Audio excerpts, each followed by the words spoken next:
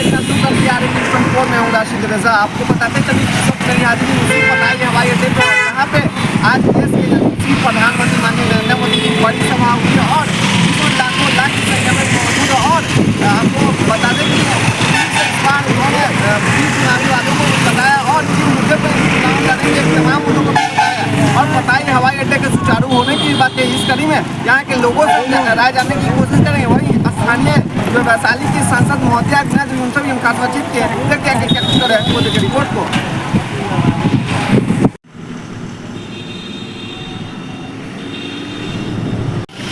मोदी जी की विशाल जनसभा को सुन लिया आप लोग? बहुत अच्छा लगा।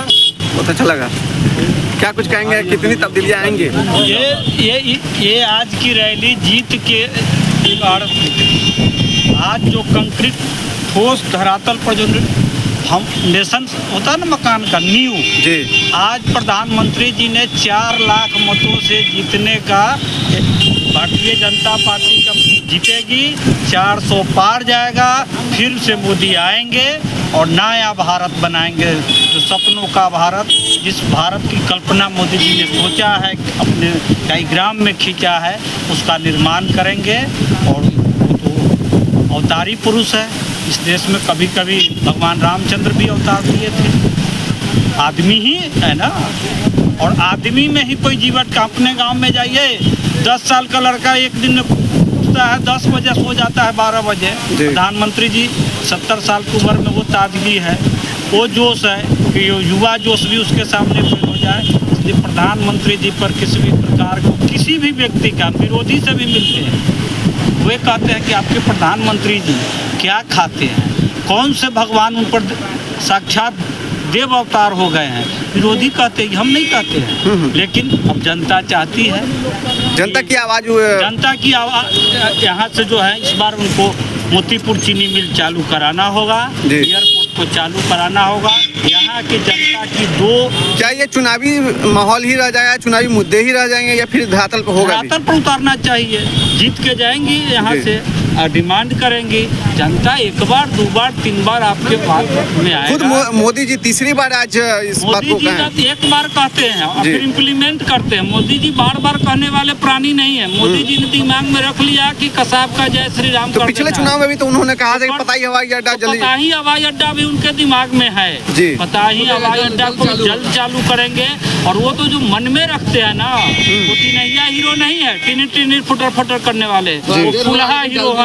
देर सवेर जो चीज जिस समय करते हैं और देश के लिए सोचते हैं, युवाओं के लिए, किसान के लिए, महिलाओं के लिए, जिसका कोई नहीं सोचा उसके बारे में मोदी सोच रहे हैं। क्या तो सम्मान वगैरह जो की बात है मिलेगी सभी को, 12 बरन ऊपर नीचे, सुख दुख सभी के साथ ही मोदी जी पूरा हो गया। क्या कहिएगा नौजवान पीढ़ी के हैं, क्या सोचते हैं आप? आज मोदी जी की सभा को सुने आप लोग? मोदी जी के सवाल सुनकर युवाओं में ऊर्जा बढ़ी है जी, क्योंकि मोदी जी आ रहे हैं फिर से। सब लोग स्वस्थ हैं और बिहार में 40 के 40 और देश में 400 पार। फिर मोदी सरकार, दूसरा कोई नहीं है विपक्ष में, कोई नहीं है, टक्कर में कोई है ही नहीं। उधर राहुल गांधी, तेजस्वी यादव 1 करोड़ लोगों को नौकरी देने की बात कर रहे हैं। राहुल गांधी तो नहीं जानते, जनवे नहीं करते हैं। राहुल गांधी से देश चलेगा, पैदल यात्रा निकालने से, कोई यात्रा निकालने से देश चलेगा जी। बताइए। अरे मोदी, अच्छा कांग्रेस पार्टी विपक्ष को एनडीए चेहरा दिया कि प्रधानमंत्री नरेंद्र मोदी ही होंगे इलेक्शन के बाद। विपक्ष कोई चेहरा दे, तब सोचेगी जनता। वो तो करे जीतने के बाद 10 ऐसा थोड़ी होता है। जनता गुमराह नहीं होने वाली है। ये पढ़ी लिखी जनता है, पहले की बात नहीं है। सब पढ़े लिखे लोग हैं, अब गुमराह होने वाली नहीं है। देखिए सर, मोदी जी हैं, बहुत अच्छा आदमी है, देवता के समान है। हम उनको देवता मानते हैं, लेकिन देवता का मतलब है, भगवान का मतलब हुआ होता है जो गरीबों का सहारा करे। आज बहुत गरीब लोगों का है जो अपना जमीन कम से कम है, मुश्किल से 2 डिसमिल 4 डिसमिल, किसी को है 50-50 डिसमिल। तो जब मोदी जी से हम यही कहना चाहते हैं कि वो जमीन पूरा गरीब में बंटवारा कीजिए, एक समान कर दीजिए, गरीबी खत्म हो जाएगा। और हमारा आवाज़ अगर पहुंचा तो हम मोदी जी अगर नहीं नहीं, अगर गरीबी खत्म करेंगे तो ये प्रभु गरीबी खत्म करेगा, एक दिन न एक दिन जरूर खत्म करेगा। अगर जी भैया, आप क्या सोचते हैं ये बताइए। मोदी जी आज जनसभा को संबोधित किए हैं, बड़ी बातों को कहा है, ऐसे में कैसे रिक्वेस्ट करना है कि सबसे पहले हवाई अड्डा चालू करें हमारे रेवा रोड में, ये बहुत ही जरूरी है हवाई अड्डा। इसके लिए पहले भी बोले थे, उन्होंने पिछले चुनाव में भी कहा था और आज भी कहा है जी, लेकिन अब जल्दी होगा। क्या लग रहा है हवाई परिचालन शुरू होगा यहाँ से? हाँ होगा, कि सिर्फ चुनावी मुद्दा ही रह जाएगा? कि सिर्फ चुनावी मुद्दा ही रहेगा? नहीं, चुनावी मुद्दा नहीं रहेगा, ये जरूर चालू होंगे हवाई अड्डा, चालू होगा, थोड़ा देर होगा। आप क्या सोचते हैं भैया? उत्तर बिहार में जो है वो पहले नरेंद्र मोदी के आने से पहले जो है वो एक भी हवाई अड्डा नहीं था, लेकिन दरभंगा का हवाई अड्डा जो है वो मोदी के शासनकाल में ही स्टार्ट हुआ है। यहाँ पताही का जो हवाई अड्डा नहीं स्टार्ट हुआ, उसके पीछे कारण ये था कि जो हमारे पूर्व के सांसद थे अजय निषाद जी, उनका जो है थोड़ा सा मतलब वो दिलचस्पी नहीं ले रहे थे इसके, इसी कारण से उनका इस बार जो है टिकट काट दिया गया है और हमारे इस बार जो है नए प्रत्याशी को इस बार टिकट दिया गया है। उसके अलावा जो विपक्षी पार्टियां हैं वो जो रेवड़ी बांटने का कल्चर स्टार्ट किया जो केजरीवाल ने, उसको जो राहुल गांधी है उन्होंने एक लेवल ऊपर ले गया। वो कह रहे हैं कि 1-1 लाख रुपए हम लोगों को देंगे, सभी बहनों को 1-1 लाख रुपए देंगे, लेकिन मोदी क्या, और उसके बाद वो कह रहे हैं कि हम बिजली फ्री कर देंगे, ये कर देंगे, वो कर देंगे, सब फ्री कर रहे हैं। लेकिन मोदी जी का सोच देखिए कि वो क्या कह रहे हैं कि हम आपका बिजली फ्री तो करेंगे, लेकिन वो इस तरह से करेंगे कि देश का विकास भी होगा उसमें और आप कमाई का भी साधन कर लेंगे। मोदी जी जो है 75,000 रुपये दे रहे हैं एक सोलर सिस्टम लगवाने के लिए छत पे, आप उससे अपना तो मतलब काम चला ही सकते हैं, बजाते उससे ज़्यादा आप अगर एक्स्ट्रा बिजली उत्पन्न हो गया तो वो सरकार को बेच भी सकते हैं। इसका मतलब क्या है कि आम के आम और गुठली के भी दाम जो है वो मोदी जी मतलब वो कर रहे हैं। तो इससे क्या होगा कि अभी 2-3 दिन पहले एक न्यूज़ आया था कि हमारा जो देश है वो सोलर सिस्टम एनर्जी उत्पादन के मामले में जापान को पीछे छोड़ के दुनिया का तीसरा देश बन गया, चौथा देश बन गया। हमसे मात्र 3 देश ही आगे हैं और समझ सकते हैं 250 देश है पूरा दुनिया में, उसमें से हम लोग कहाँ थे 12 नंबर से 4 नंबर पर उठा के जो हमें मोदी जी बैठा दिए हैं। तो इस प्रकार का जो दूर का सोच है, दूरदर्शी सोच है, वो हमारे नरेंद्र मोदी जी के ही पास है और विपक्ष के पास कोई चेहरा नहीं है, ना ही मुद्दा है। 3000 किलोमीटर 4000 किलोमीटर चलने के बाद भी वो इस पे ठिकरा फोड़ते हैं कि ईवीएम खराब है। विपक्ष तो कह रही है कि इनका कोई मुद्दे नहीं है और सिर्फ हिंदू मुसलमान की बात कर करके ये। देखिए, जहाँ तक हिंदू मुसलमान का बात है तो मुसलमान को जो है कांग्रेस डरा के वोट लेती है। क्या राजीव गांधी ने राम मंदिर का जो स्ट्रक्चर था उस समय उसका ताला नहीं खुलवाया था, तो उनको क्या किया गया वो दुनिया को पता है, ठीक है, मुद्दा को भटकाने के लिए। उसके बाद रातों रात जैसा मोदी जी ने आज कहा है कि बंगाल में ममता बनर्जी की सरकार ने 150 से अधिक मुसलमान के जातियों को एक दिन में एक रात के अंतर्गत जो है SC ST और OBC के आरक्षण में घुसा दिया गया था। तो वो तुष्टीकरण की राजनीति नहीं था क्या? वो इस प्रकार से धर्मनिरपेक्ष देश में आप बताइए हमको कि धर्मनिरपेक्ष देश में कि धर्म के आधार पे आप किसी को भारत का जो पैसा है, जो टैक्स पेयर का पैसा, वो किसी एक धर्म के लोगों को दे सकते हैं। उसके बाद बौद्ध धर्म का लोग मांगने लगेगा, ईसाई धर्म भी मांगने लगेगा, हिंदू धर्म भी मांगने लगेगा, सिख वाले भी मांगने लगेंगे। तो इससे क्या हमारा देश चल पाएगा? नहीं चल पाएगा। आप दीजिए उसी को, लाभ पहुंचाइए उसी को जो उसका ओरिजिनल हकदार है। तो इस प्रकार का चीज़ क्या लग रहा है? मोदी जी रहेंगे तो सब कुछ मुमकिन है? देखिए, मोदी जी से मुमकिन नहीं होता है, मोदी जी जो काम कर रहे हैं उससे मुमकिन होता है। अगर मोदी जी भी आके सिर्फ भाषण लेकर चले जाते हैं तो आज इनको पूरा दुनिया में उनका ये छवि नहीं बन पाता। कि ऑस्ट्रेलिया का जो प्रेसिडेंट है उनको बॉस बोलता है, अमेरिका का ये जो है अब आज इसलिए तो विपक्ष कहती है ये सिर्फ घूमने वाली मोदी सरकार है, प्रचारक है ये। विपक्ष कहती है घूमने वाली प्रचारक है। तो आप बता दीजिए कि अगर प्रचारक होती तो अभी 2 दिन पहले जो हुआ वो सब छोड़ दीजिए। 3 दिन पहले का न्यूज है कि हमारे यहाँ सोलर सिस्टम में इतना ज़्यादा उत्पादन हुआ है सोलर एनर्जी का कि हम जापान को पीछे छोड़ के 12 नंबर जो पहले थे अब 4 नंबर पे आ गए। तो कैसे आ गए बताइए? अगर मोदी सिर्फ भाषण देता है तो ये कैसे संभव था? भाषण से संभव नहीं था।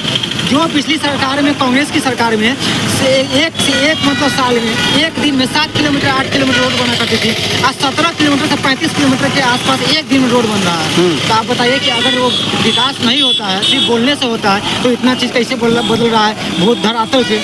बताइए। उसके बाद हमारे मोदी जी जो है AI के फील्ड में और इलेक्ट्रिक गाड़ियों के फील्ड में पूरे इंडिया को पूरे वर्ल्ड में एक विश्व गुरु बनाना चाहते हैं और वो बन भी रहा है। आप देख सकते हैं, आप जानते होंगे कि असम में इसका पहला जो है टाटा के मार्गदर्शन मार्गदर्शन में जो है वो उत्पादन शुरू भी हो चुका जी। है। तो अगर आप दूरदर्शी विकास चाहते हैं तो मोदी को लाइए, अगर आप सतत विकास चाहते हैं तो मोदी को लाइए, अगर आप महिला उत्थान चाहते हैं तो मोदी को लाइए। जैसा कि विधानसभा और लोकसभा में 33% आरक्षण कौन दिया? मोदी दिया है। इसी बिल का कांग्रेस ने विरोध किया था, लेकिन मोदी जी ने बड़ा जिगरा दिखाते हुए इसको पास किया कि नहीं किया? धारा 370 हटाता, वही हटाया है हमारे मोदी जी ने। वही लोग बोलते थे कि इसको छूने से देश में भूकंप आ जाएगा, एक चींटी भी मरा है क्या? आज कश्मीर के वहाँ पे जाके जो लोकल न्यूज है वो दिखाते हैं, उनका आप स्टेटमेंट देख लीजिए। वहाँ की औरतें, माँ बहनें बोल रही है, मुस्लिम बहनें बोल रही है कि नहीं मोदी जी हमको वोट देना है, मोदी जी 3 तलाक को खत्म किए। क्या 3 तलाक हमारे देश में अभिशाप नहीं? आप बताइए, क्या अभिशाप नहीं? कि 18 साल से जो गवर्नमेंट वो डाटा देती है, जो हेल्थ डिपार्टमेंट बोलता है, जो WHO बोलता है कि 18 साल से कम उम्र की लड़कियां जो है गर्भाधारण के लिए उपयुक्त नहीं होती है। तो क्या 18 साल से कम उम्र की लड़कियों को मुस्लिम धर्म में शादियां नहीं होती है? बिल्कुल। अभी 15 दिन से पहले, 20 दिन के पहले मुजफ्फरपुर का पेपर उठा के देख लीजिए, उसमें एक 16 साल की नाबालिग लड़की का विवाह हुआ है। महिला मोर्चा भी वहाँ पे गई थी। उसके बाद 112 वाले लोग भी गए थे और बाल विकास वाले लोग भी गए थे, लेकिन सबको मार के भगाया गया और पुलिस को मार के भगाया गया। उसके बावजूद लड़की का शादी किया गया। क्या बताइए, 16 साल की उम्र में। उस वक्त सरकार और जिला प्रशासन कहाँ थी? क्या थी? उस वक्त सरकार और जिला प्रशासन को ही तो मार के भगाया गया है। वही ना, क्यों? कहीं ना कहीं कमी है तब तो। कमी तो है, कमी बिल्कुल है, जिसका विधानसभा में भरपूर इलाज किया जाएगा। अभी हमारे देश में एक मजबूत शासन की आवश्यकता है, जो बदलते विश्व के परिदृश्य में हमारे देश को जो है नई ऊंचाइयों को प्रदान कर सके। आखिर क्या कारण है कि अमेरिका जो है हमारे देश के व्यवस्था में जो 2 दिन पहले का न्यूज रसिया ये बताया है कि अमेरिका हमारे जो डेमोक्रेसी में जो चुनाव होने वाला है उसमें कुछ उथल पुथल करवाना चाहता है। आखिर क्या कारण है? उसके बाद जो अमेरिका पीछे हट रहा है, तो वो जो बड़ी बड़ी शक्तियाँ होती है, वो जो उभरते हुए राष्ट्र होते हैं उनको अलग थलग करने का कोशिश करती है और अपना मनमाना सरकार बनाने का कोशिश करती है। अरविंद केजरीवाल को जो पन्नू है, जो राष्ट्र विरोधी तत्व है, जो कनाडा में बैठ के पंजाब में खालिस्तान लाना चाहता है, वो 35 करोड़ का देता है। क्यों देता है? राष्ट्र विरोधी जितने भी तत्व है वो बीजेपी को छोड़ के सारी पार्टियों क्यों फंड करती है? ये सवाल देश की मीडिया में उठनी चाहिए कि नहीं उठनी चाहिए? सवाल हर राष्ट्रवादी के मुंह से निकलना चाहिए कि नहीं निकलना चाहिए? तो यही है हम लोगों का मुद्दा है, एक देश में 2 विधान नहीं हो सकता है। आप समझ सकते हैं कि हम किस चीज़ के बारे में बात कर रहे हैं। यूनिफॉर्म सिविल कोड आना चाहिए, ये हमारे देश की जरूरत है और बहुत ज़रूरी है, और ये हमारे सबसे ज़्यादा मुस्लिम महिलाओं के लिए ज़रूरी है। ठीक है ना? उनको प्रताड़ित किया जा रहा है और देखिएगा आप, मुस्लिम महिला इसमें बढ़ चढ़कर हिस्सा ले रही है और वही लोग जो है मोदी को 400 पार के पार पहुंचाएंगे। एकदम आप फैक्ट बात है, आप लिख के ले लीजिए। यानी परिवर्तन की लहर है, पूरा परिवर्तन की लहर है। परिवर्तन की लहर इस प्रकार है कि इस बार जो है पिछला बार 363 के पास हम लोग गए थे जी। मोदी जी भी, बीजेपी वाले भी इतना नहीं सोच पा रहे थे कि हम लोग इतना करेंगे, और इस प्रकार वही है 400 पार हम लोग बोल रहे हैं। देखिएगा उससे भी आगे हम लोग जाएंगे। क्या परिचय हो गया जी? क्या परिचय हो गया आपका? जी मैं जो हूँ वो भाजपा में कांटी में अनुसूचित मोर्चा का प्रभारी हूँ।